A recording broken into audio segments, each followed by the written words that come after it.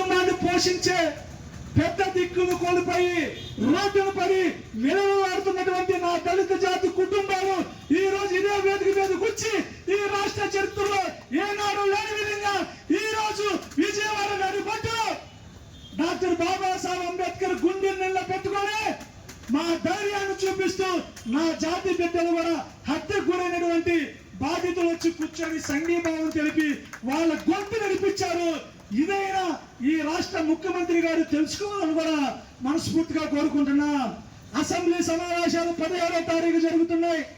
ఈ అసెంబ్లీ సమావేశాలు సాక్షిగా ఈ 3 అంశాల మీద మీరు నిర్ణయం తీసుకోకుండా ఇలాగే కాలయాపన చేస్తే ఈ రాష్ట్రంలో మరొకసారి 2019 ఎలక్షన్ ని తిరిగి చూపించే శక్తి ఈ రాష్ట్రంలో ప్రతి దళితులు కూడా తీసుకుంటారు. మీరు గనక అసెంబ్లీ సమావేశాల్లోనే మేమిచ్చిన డిమాండ్లు గనక చేయకపోతే రాష్ట్ర వ్యాప్తంగా చంద్రబాబు గారి ఇంటి నుంచే కుప్పం నుంచే అమరావతి వరకు పాదయాత్ర చేసేది సరే మా గోడలు వినిపించుకొని మాకు న్యాయం కోసం పోరాటం చేస్తామని కూడా ప్రభుత్వానికి విజ్ఞప్తిగా తెలియజేస్తున్నా.